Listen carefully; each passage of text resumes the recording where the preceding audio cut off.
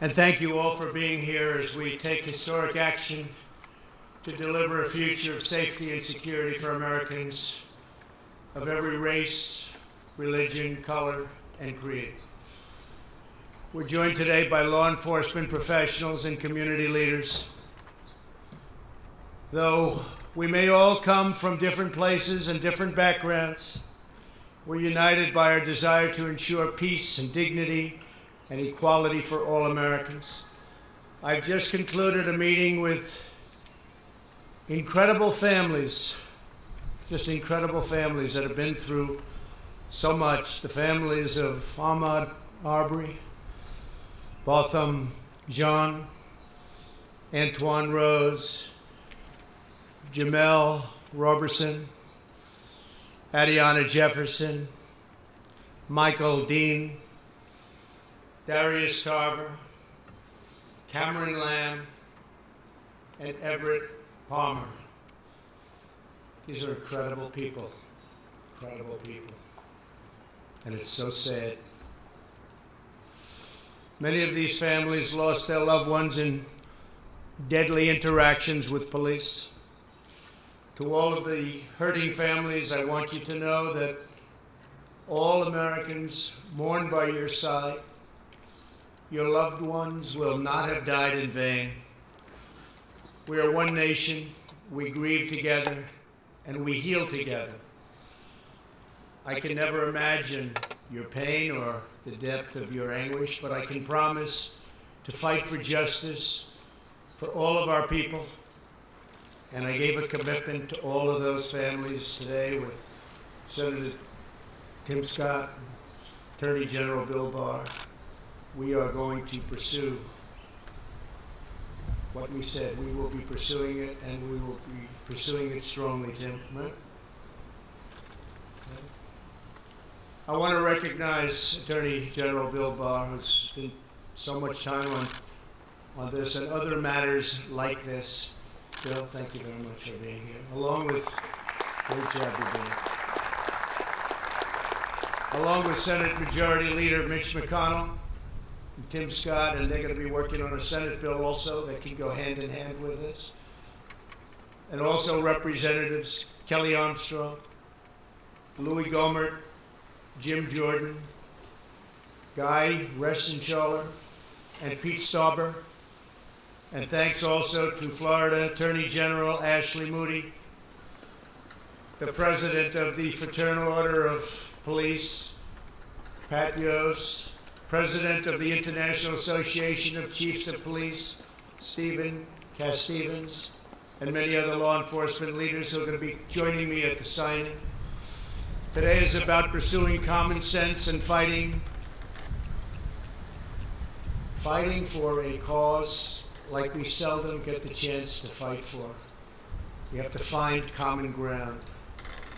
But I strongly oppose the radical and dangerous efforts to defend, dismantle, and dissolve our police departments, especially now when we've achieved the lowest recorded crime rates in recent history.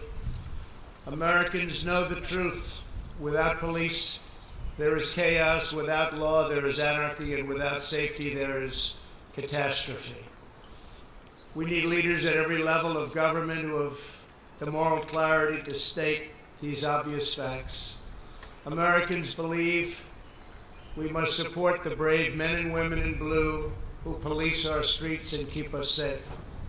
Americans also believe we must improve accountability, increase transparency, and invest more resources in police training, recruiting, and community engagement. Reducing crime and raising standards are not opposite goals. They are not mutually exclusive. They work together. They all work together. That is why today I'm signing an executive order encouraging police departments nationwide to adopt the highest professional standards to serve their communities. These standards will be as high and as strong as there is on earth. The vast majority of police officers are selfless and courageous public servants. They are great men and women. When others run away from danger, police run straight into harm's way, often putting their lives at stake to protect someone who they don't know or never even met. Great danger. Police officers run straight toward this incredible harm. Take the World Trade Center. They ran straight into the Twin Towers of 9/11. Many of them never returned. Never returned. Vast numbers of New York's finest never returned. Last year, I presented the Medal of Valor to 6 heroic police officers who ended a murderous rampage so professionally in Dayton, Ohio. Hundreds of people would have been killed, surely, without them. We ask our police to put on the uniform and risk their lives for us every day, the least we deserve and the least we can do, because they deserve it so much. They have to get our gratitude, and we have to give them great respect for what they do, for the job is one of the most dangerous jobs on earth, one of the most difficult jobs on earth. Last year alone, 89 law enforcement officers were killed in the line of duty. In recent days, 2 members of law enforcement were killed amid riots and looting, and hundreds of police officers were injured just recently. One officer was shot in the head and is now laying in a hospital, almost totally paralyzed. Despite our very good record on crime, law and order must be further restored nationwide, and your federal government is ready, willing, and able to help, as we did in Minneapolis after it got out of control for 4 days. Sent in representatives, commonly known as the National Guard, and it was all put down very quickly. We're willing to help. We're willing to help in Seattle. We're willing to help anywhere you want, and we'll be there very quickly. It won't take long. There will be no more looting or arson, and the penalty will be very grave for those who get caught. Violence and destruction will not be tolerated. We cannot do that. The looters have no cause that they're fighting for, just trouble. Every day, police officers make great sacrifices to keep our communities secure and safe. In 2018, our police arrested nearly 12,000 people for murder, 25,000 people for rape, and nearly 1.5 million for assault. Very dangerous criminals. In many cases, local law enforcement is underfunded, understaffed, and undersupported. 47% of all murders in Chicago and 68% of all murders in Baltimore went without arrests last year. Americans want law and order. They demand law and order. They may not say it. They may not be talking about it, but that's what they want. Some of them don't even know that's what they want, but that's what they want. And they understand that when you remove the police, you hurt those who have the least, the most. Nobody needs a strong, trustworthy police force more than those who live in distressed areas, and nobody is more opposed to the small number of bad police officers, and you have them. They're very tiny. I use the word tiny. It's a very small percentage, but you have them. But nobody wants to get rid of them more than the overwhelming number of really good and great police officers. Some of them are standing with me and with me in the audience today. I appreciate you being here. Thank you. Thank you. Great job. What's needed now is not more stoking of fear and division. We need to bring law enforcement and communities closer together, not to drive them apart. Under the executive order I'm signing today, we will prioritize federal grants from the Department of Justice to police departments that seek independent credentialing, certifying that they meet high standards, and in fact, in certain cases, the highest standard. That's where they do the best, on the use of force and de-escalation training. For example, many believe that proper training might have prevented the tragic deaths of Antoine Rose and Botham Jean. As part of this new credentialing process, chokeholds will be banned, except if an officer's life is at risk. And I will say we've dealt with all of the various departments, and everybody said, it's time. We have to do it. Additionally, we're looking at new advanced and powerful, less lethal weapons to help prevent deadly interactions. New devices are being developed all the time, and we're looking at the best of them. And cost is no object, no object. Under this executive order, departments will also need a share of information about credible abuses so that officers with significant issues do not simply move from one police department to the next. It's a problem. And the heads of our police department said, whatever you can do about that, please let us know. We're letting you know. We're doing a lot about it. In addition, my order will direct federal funding to support officers in dealing with homeless individuals and those who have mental illness and substance abuse problems. We will provide more resources for co-responders, such as social workers who can help officers manage these complex encounters. And this is what they've studied and worked on all their lives. They understand how to do it. We're going to get the best of them put in our police departments and working with our police. We will have reform without undermining our many great and extremely talented law enforcement officers. President Obama and Vice President Biden never even tried to fix this during their 8-year period. The reason they didn't try is because they had no idea how to do it. And it is a complex situation. Beyond the steps we are taking today, I am committed to working with Congress on additional measures. Congress has started already, and they'll be having bills coming out of the Senate and possibly out of the House. And hopefully they'll all get together and they'll come up with a solution that goes even beyond what we're signing today. But this is a big, big step, a step that hasn't been taken before. But in order to make real progress on public safety, we have to break old patterns of failure. Many of the same politicians now presenting themselves as the solution are the same ones who have failed for decades on schools, jobs, justice, and crime.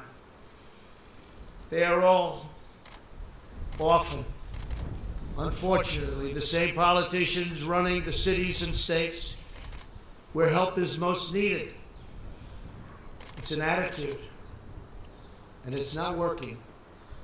Today's action is a big part of the solution to restoring, renewing, and rebuilding our communities.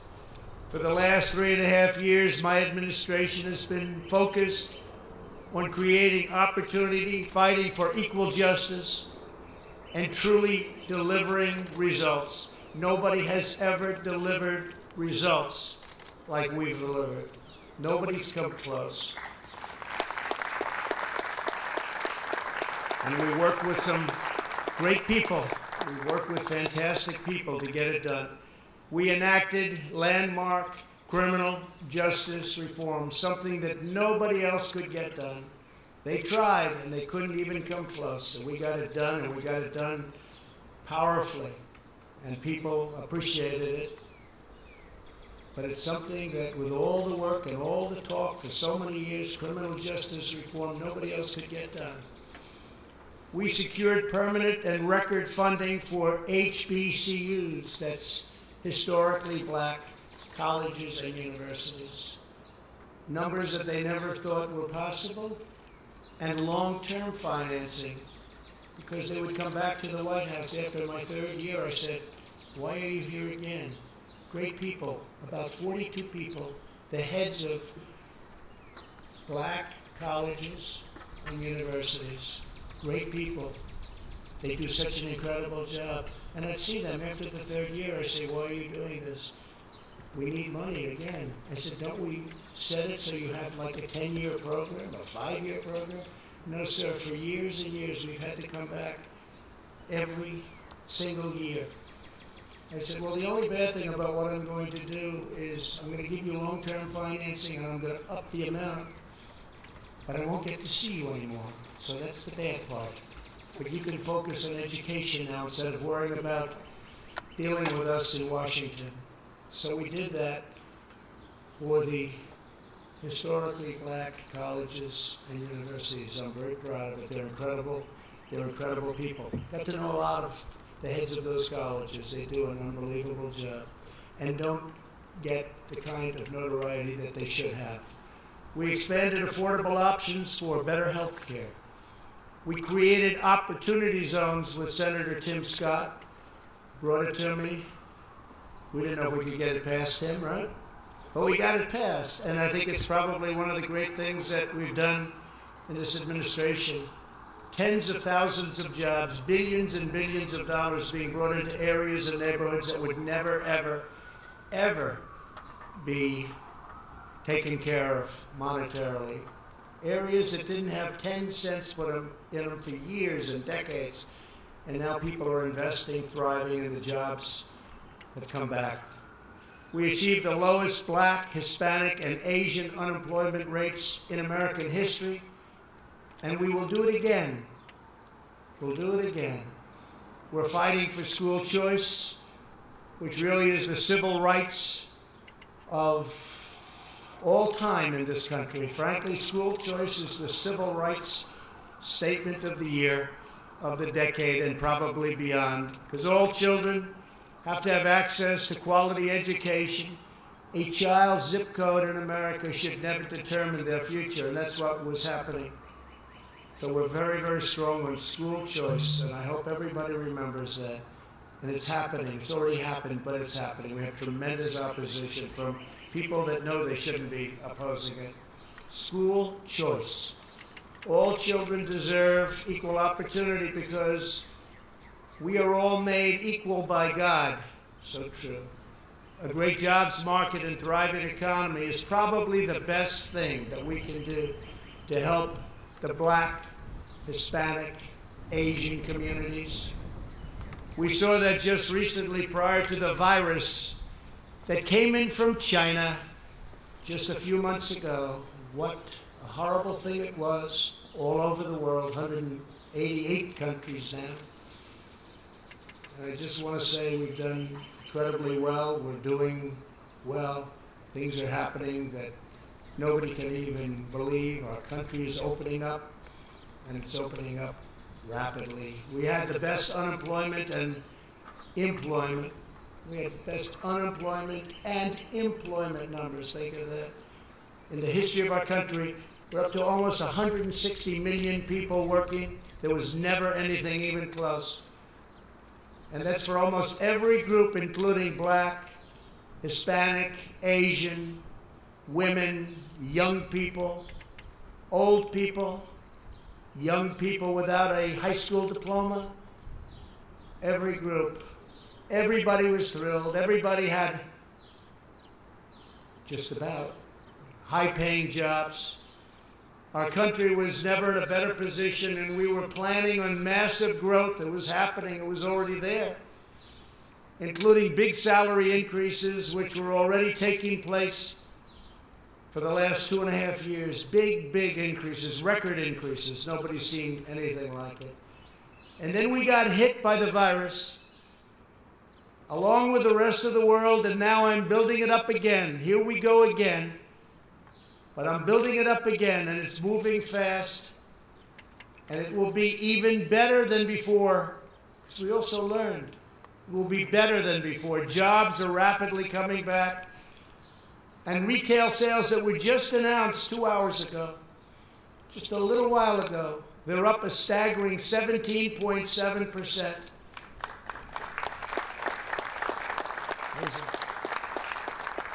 The projection was anywhere from 6 to 8%.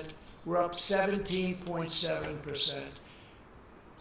And what does that mean? The stock market went through the roof.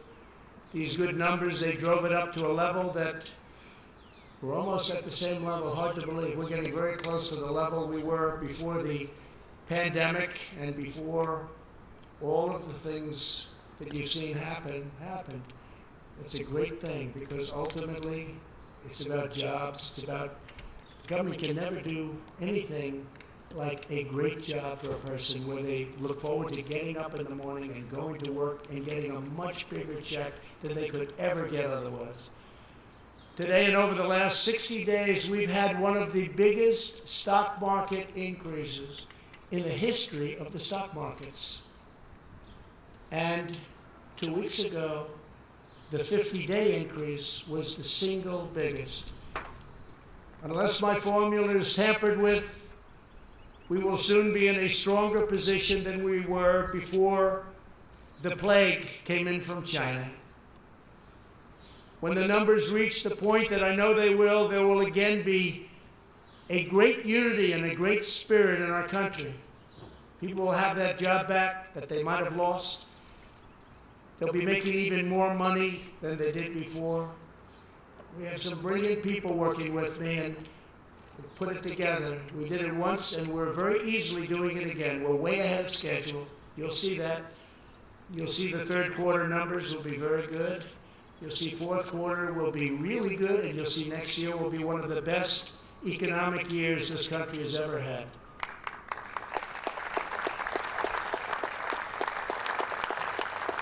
And it's all happening very quickly, way ahead of schedule, and I think you'll see that. People can't even believe what they're looking at. But on top of all of that, before the end of the year, I predict we will have a very successful vaccine, therapeutic, and cure. We're making tremendous progress. I deal with these incredible scientists, doctors, very, very closely. I have great respect for their minds. And they have come up with things, and they've come up with many other cures and therapeutics over the years. These are the people, the best, the smartest, the most brilliant anywhere. And they've come up with the AIDS vaccine. They've come up with, or the AIDS, and as you know, there's various things, and now various companies are involved. But the therapeutic for AIDS was a death sentence. And now people will live a life with a pill. It's an incredible thing. The Ebola vaccine and others, these are the people that have done it, or these are the people that have been around it, and they're all competing. It's an incredible thing. All of these brilliant firms, labs, companies are competing. And I will tell you, we're very far advanced. We've already started tests and trials. So I think we're going to have a very, very good answer to that very, very soon. I always say, even without it, it goes away. But if we had the vaccine, and we will, if we had therapeutic or cure, one thing sort of blends into the other, it will be a fantastic day. And I think that's going to happen, and it's going to happen very soon. Americans can achieve anything when we work together as one national family. To go forward, we must seek cooperation, not confrontation. We must build upon our heritage, not tear it down. And we must cherish the principles of America's founding as we strive to deliver safe, beautiful, elegant justice and liberty for all. I'd like now to invite our great friends, because they are our great friends from law enforcement, the officers representing their groups, to come up as I sign a very important executive order. And we're asking Mitch and Tim and all of the people that are here from Congress to go back and see if they can get something done. I see Louis, Jim, Jim Jordan. We'll all hear a lot of representatives in Congress and the Senate. If they can go back and add to what we're signing today, it'll be a big moment. It'll be a big moment. But this is a tremendous step. This is a step that could have been taken years ago, but people chose not to do that, and that was, in my opinion, a big mistake. Could have solved a lot of the problems that we have now. So if I could, law enforcement, if you could come forward. We've had the, please come up.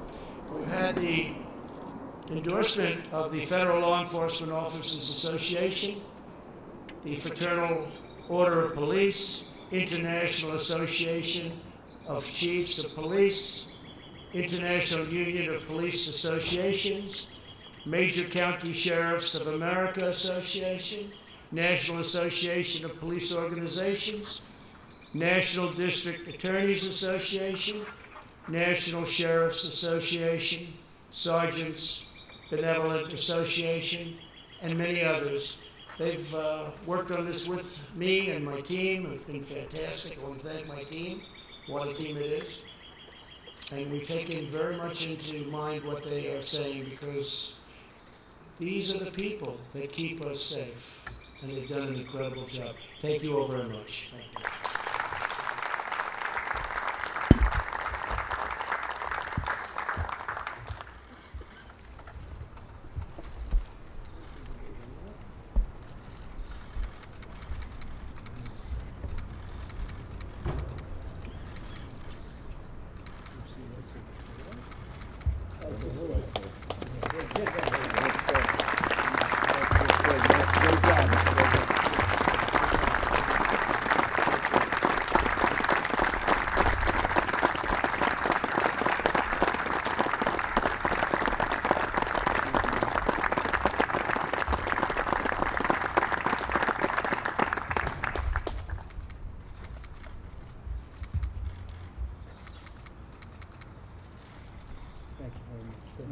Thank you.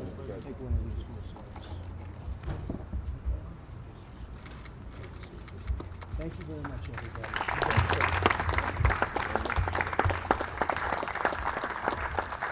Thank you very much. Thank you. Mr. President, is systemic racism an issue, sir?